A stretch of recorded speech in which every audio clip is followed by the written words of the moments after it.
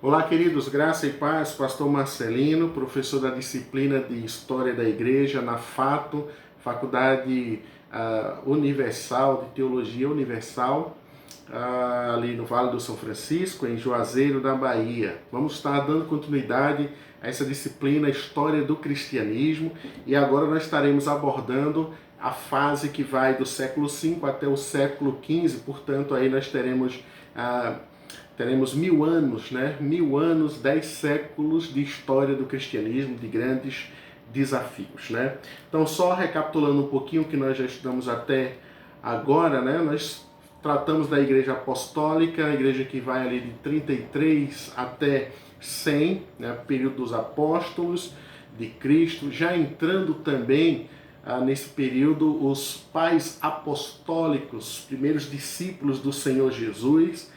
Depois iniciamos a igreja perseguida.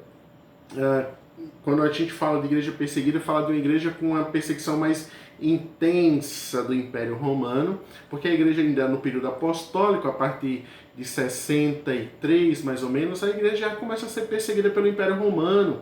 Nós temos aí a grande perseguição do imperador Nero, depois a perseguição com Domiciano. Nesse período então da perseguição de Domiciano, nós temos o apóstolo João preso na ilha de Patmos.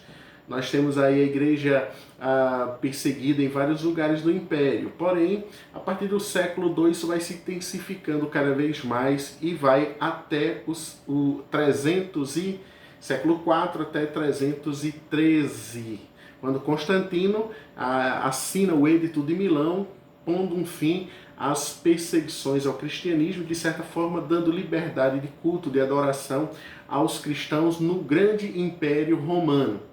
Mas quando a gente passa então do período apostólico 100 para o início do século II, nós temos pais da igreja, chamados pais apostólicos, que começam seu ministério ainda no período apostólico, e depois eles ainda adentram até metade do século II, né?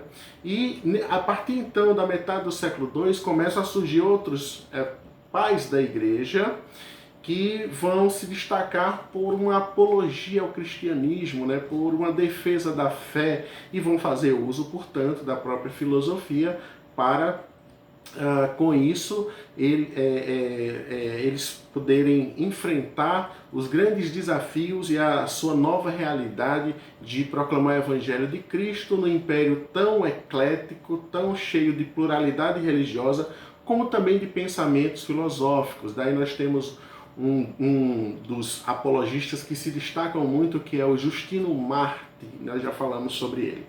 Depois que passa esse período, até a igreja vai se intensificando, a igreja vai sendo martirizada, nós chegamos então à fase da igreja imperial, né? A igreja que agora está sob a tutela do Estado, né? Sob a tutela do grande imperador Constantino, como assim dizia Eusébio de Cesareia a respeito dos decretos dele em favor do cristianismo.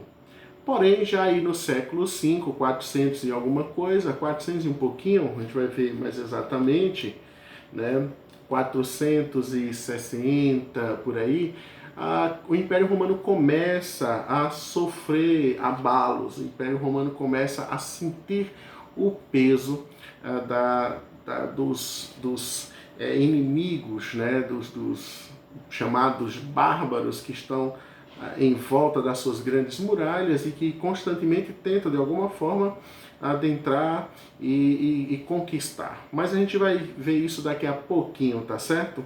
Daqui a pouquinho a gente retoma já com um estudo mais definido desta parte da história do cristianismo, tá certo? Mas antes, só para lembrar, 3 livros: A Era das Trevas, A Era dos Altos Ideais e A Era dos Sonhos Frustrados.